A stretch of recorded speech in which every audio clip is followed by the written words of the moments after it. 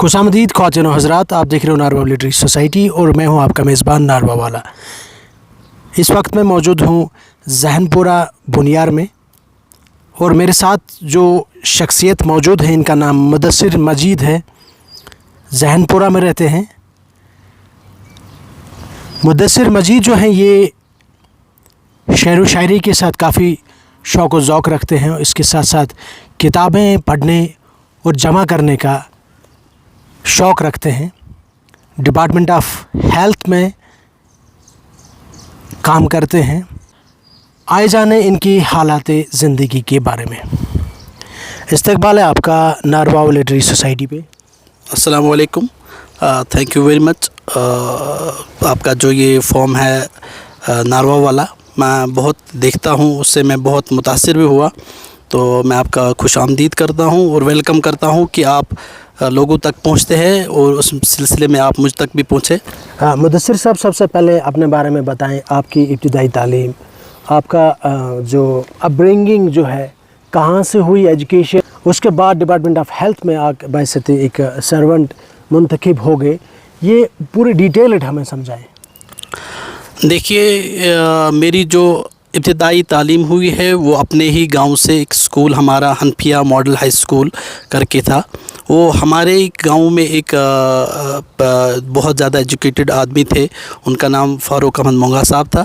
उन्होंने स्टार्ट किया था हमारे गांव में एक स्कूल, ताकि लोगों को एक्सपोजर मिले और लोगों को पता चले कि एजुकेशन क्या होती है। क्योंकि उससे पहले क्या होता था कि हमारे गांव में सिर्फ गवर्नमेंट स्कूल हुआ करते थे। उन्होंने ये स्कूल खोला था इसी बेस पे, ताकि बच्चों को, खुद भी एजुकेशन डिपार्टमेंट में काम कर रहे थे, उन्होंने स्कूल खोला था ताकि मैं लोगों को फ़ायदा दिलाऊं तालीम के मामले में। तो उस स्कूल में ही मेरी इब्तिदाई तालीम 8th तक हुई। 8th के बाद मैंने गौसिया एजुकेशनल ट्रस्ट बारामुल्ला से पढ़ा। उसके बाद मैं हायर सेकेंडरी स्कूल बारामुल्ला में रहा, उसके बाद कॉलेज रहा। उसके बाद मैं एक डिप्लोमा, जो मैं जिस बेस पे मैं अभी हेल्थ डिपार्टमेंट में एज MMPHW, उसको बोलते हैं मेल मल्टीपर्पज़ हेल्थ वर्कर, काम कर रहा हूँ। तो वो डिप्लोमा मैंने श्रीनगर एक स्कूल है जो ये मेडिकल डिप्लोमास करवाते हैं, Ramzan institute of paramedical science, उधर से किया था। उसके बाद मैंने 2016 में PG जो किया है वो चाइल्ड केयर एंड डेवलपमेंट में किया था। तो बाकी मैं अभी जो रिसेंटली काम कर रहा हूँ वो एज़ हेल्थ आशा हेल्थ फैसिलिटेटर काम कर रहा हूँ और मैं एज़ आशा ट्रेनर भी काम कर रहा हूँ। मैंने बहुत सारी ट्रेनिंग्स दी है जो नॉन कम्युनिकेबल डिजीज़ के बारे में हैं। बाकी जो हमारे हेल्थ रिलेटेड इश्यूज़ होते हैं, जैसे अभी हमारा जो गवर्नमेंट का इनिशिएटिव हेल्थ कार्ड, जो सेहत कार्ड जिसको भी बोलते हैं, गोल्डन कार्ड, जो आज आम लोगों की मुंह पे है, ज़बान पे है, उसमें मैं बहुत काम कर चुका हूँ। मुदस्सिर सर, आप बात कर रहे थे आपके गांव के बारे में, जहनपुरा के बारे में। अपने गांव का थोड़ा सा तारीखी पस मंज़र हमें समझाएं कि जहनपुरा जो है, इसका जो नाम कैसे क्या वजूद में आया। देखिए, हर जो भी बंदा अपने जिस एरिया से बिलोंग करता है, उसको एक ग्राउंड हिस्ट्री बैकग्राउंड, जो अपने गांव के नाम के बारे में या वहाँ क्या हुआ है उसके बारे में, उसके इनहर्ट कुछ चीज़ें होती है जो वो शेयर करना चाहता है। मैं भी अपने गांव के बारे में जो चीज़ें पहले से जहन में डाली गई है और जो मेरे दिमाग में और मैंने जो देखा है और सुना है, मुकामी रिवायत जो है, जी, मुकामी रिवायत जो है, उसके मुताबिक जो जहनपुरा है, असल में इसका नाम ज़हीनपुरा था। ज़हीनपुरा का मतलब ये जहन से रिलेटेड था कि यहाँ के लोग जो हैं बहुत ज़्यादा ज़हीन हुआ करते थे। क्योंकि जो लिटरेसी है और एजुकेशन है हमारे गांव में पहले से ही बहुत ज़्यादा थी। हमारे गांव में बहुत प्रोमिनेंट पर्सनैलिटीज़ जिन्होंने बहुत ज़्यादा तालीमी दुनिया में बहुत आगे बढ़ चुके थे। जैसे एक प्रोमिनेंट शख्स जो हमारे गांव में थे, उनका नाम मैं लेना चाहता हूं। वो थे एडवोकेट सैफुद्दीन वानी साहब। वो उन्होंने पाकिस्तान से तालीम हासिल की थी और वो बार एट लॉ थे, लॉ में बहुत बड़ी डिग्री उन्होंने की थी। उनके दूसरे भाई थे जो बहुत ज़्यादा मशहूर थे, غلام محی الدین ایڈوکیٹ غلام محی الدین وانی صاحب, جن کو محی الدین ذہنپوری سے بھی جانا جاتا تھا, تو وہ ہسٹری میں بھی ان کا نام ہے. تو اسی حساب سے بہت ساری پرسنالٹیز ہمارے گاؤں میں, اور ایجوکیشن لیول ہے اس میں بہت زیادہ ہمارا گاؤں فارورڈ تھا پہلے سے ہی, تو اسی کے حساب سے اس کا جو نام پڑا تھا وہ ذہن پورہ تھا. میں کافی سارے روایت ہے آپ کے ذہن پورہ گاؤں کے بارے میں نے جو پڑھا ہے آرکیولوجیکل جو بکس سے میرے پاس جو ریلائبل ریسورسز ہے, تو اس میں ایس ایل شالی شاید آلموسٹ ایس ایل شالی مینشن کرتے ہیں کہ ذہن پورہ جو ہے اٹ واز اوریجنلی جین پورہ, کیونکہ آپ کے گاؤں میں 2-3 ستوپاز بھی ہیں جو اس وقت ان دا فارم آف روئنز کھنڈرات کی شکل میں اس وقت آپ کو ملیں گے اگر آپ ان جگہوں پہ ایکسپلور کرنے جاؤ گے.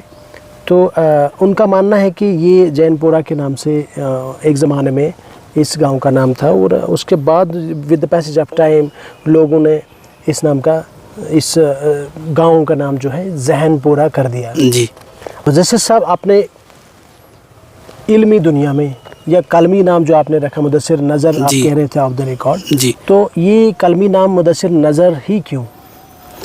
دیکھیے کہ انسان میں جو ایک سوچ ہوتی ہے اسی کے حساب سے میں نے جو یہ مدثر نظر رکھا ہے. میں سوچتا تھا کہ اللہ تعالیٰ نے بھی فرمایا ہے کہ آپ دنیا کو دیکھو, اچھے سے دیکھو, اس پہ غور فکر کرو. تو اسی کے حساب سے اس کے بیک گراؤنڈ کو لے کے میں نے اپنا جو نام ہے میں سوچا کہ میں ہر کسی چیز پہ نظر رکھوں تاکہ میرا دماغ بڑھے اور میں کچھ آگے بھی کر سکوں. تو اسی کے حساب سے میں نے جو اپنا نام رکھا وہ مدثر نظر رکھا. مجھے پہلے سے ہی شعر و شاعری میں بہت زیادہ شوق تھا. کچھ ایسے معاملات میری زندگی میں آئے, کچھ آئسولیشن لینی پڑی جس کی وجہ سے میں نے تھوڑا سا لکھا, اور لکھنے میں میں نے یہ پایا کہ میں لکھ سکتا ہوں. اللہ تعالیٰ نے میرے ذہن میں ایسا رکھا ہے کہ میں ایکسپلور کر سکتا ہوں. میں جو لکھتا ہوں اس کو ایک رائٹنگ کی شکل میں, شاعری کی شکل میں پیش کر سکتا ہوں.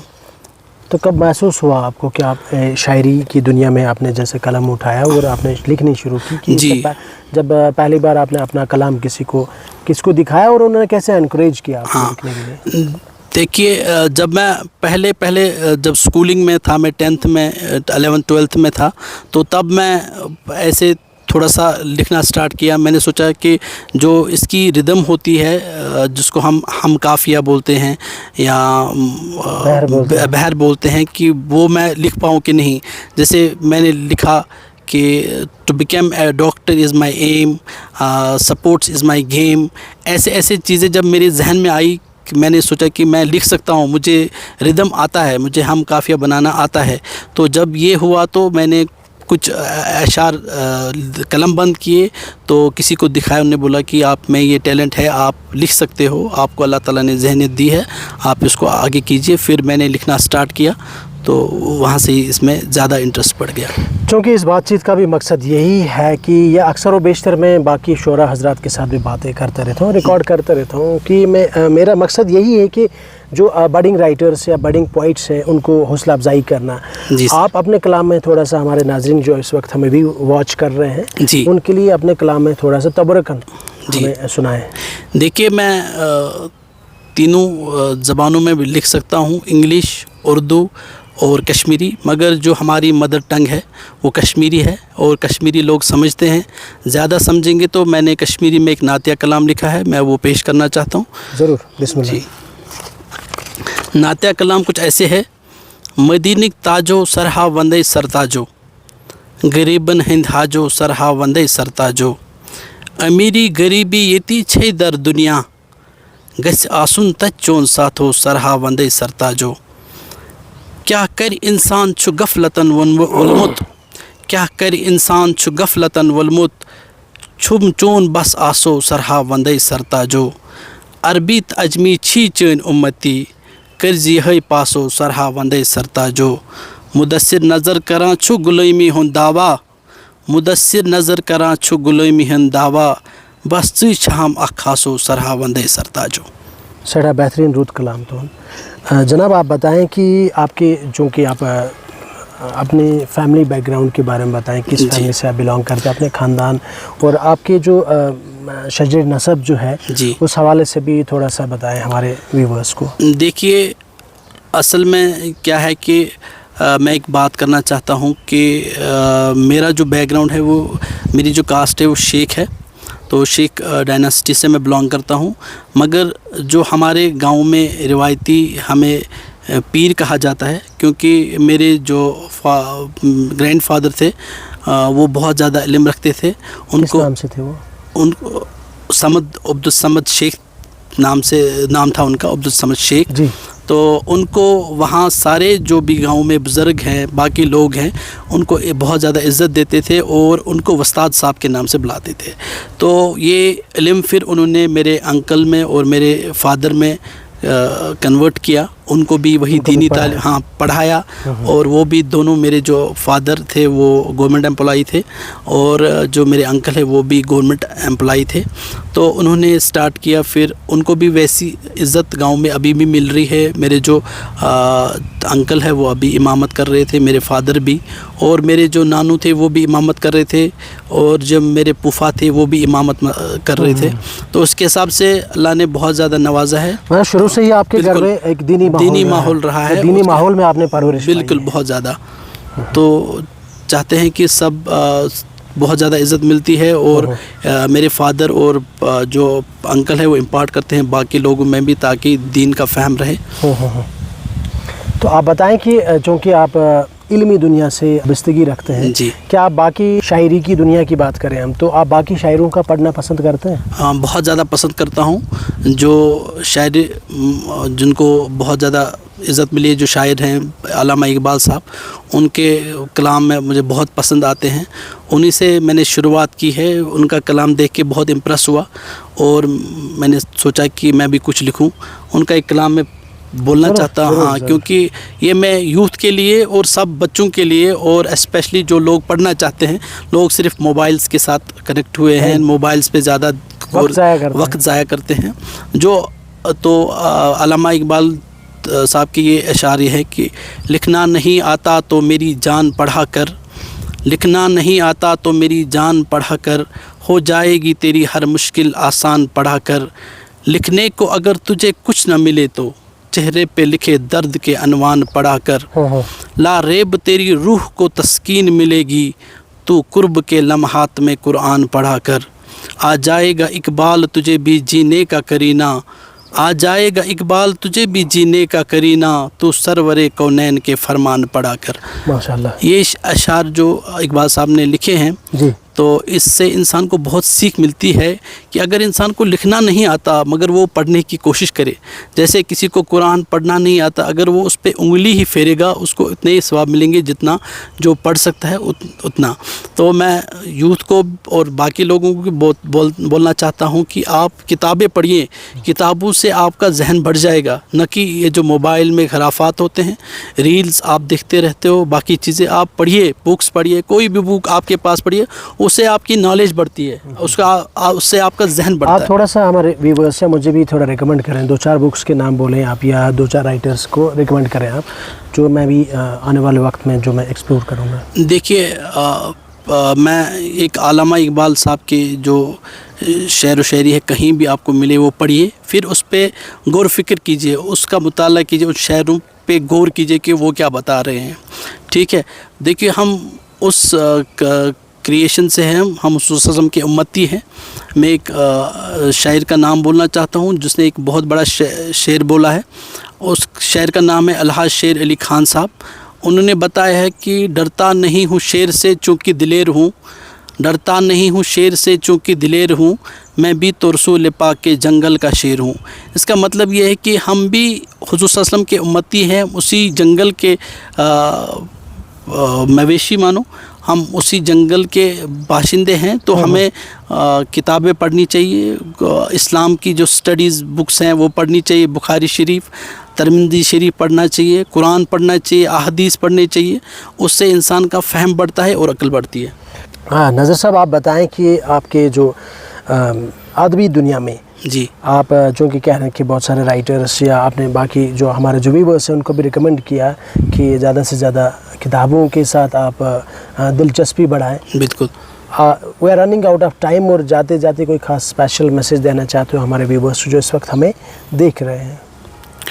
देखिए, मैं तमाम व्यूअर्स जो हमें देख रहे हैं उनको यही बताना चाहता हूँ कि जो आजकल जो ट्रेंड है मोबाइल का, उसको क्विट कीजिए प्लीज़, और बुक्स पढ़िए, किताबें पढ़िए। बहुत सारी डिग्रीज़ पढ़ी हुई हमारे एरिया में, स्पेशली जो मैं मेडिकल फील्ड से हूँ। मैं ये बताऊँगा कि हमारे गांव में हम 2 बंदे थे सिर्फ मेडिकल फील्ड में। मैं एक और हमारे कज़न ही थे, मुश्ताक साहब मेडिकल फील्ड में थे। मगर अल्लाह के फजल करम से जब मैं इस फील्ड में आया तो मैंने बहुत सारों को रिकमेंड किया कि आप ये डिप्लोमास कीजिए। तो हमारे गांव में आज लगभग 10 से ऊपर जो है वो पैरामेडिकल, यहाँ बाकी मेडिकल डिपार्टमेंट्स में डिप्लोमास कर रहे हैं। उनकी जहन बढ़ गई है, लोगों को खिदमत खलक भी करने को मिलता है, और बहुत ज़्यादा वो एक्सप्लोर भी कर सकते हैं चीज़ों को। तो इसी हिसाब से मैं तमाम अपने एरिया जो है हमारा बुनियार एरिया है, उनको बताना चाहता हूँ कि मेडिकल फील्ड बहुत एक वास्ट फील्ड है। इसमें आप डिग्रीज़ कीजिए, डिप्लोमास कीजिए, बहुत फील्ड आगे है, आप इंशाल्लाह एडजस्ट हो जाएंगे।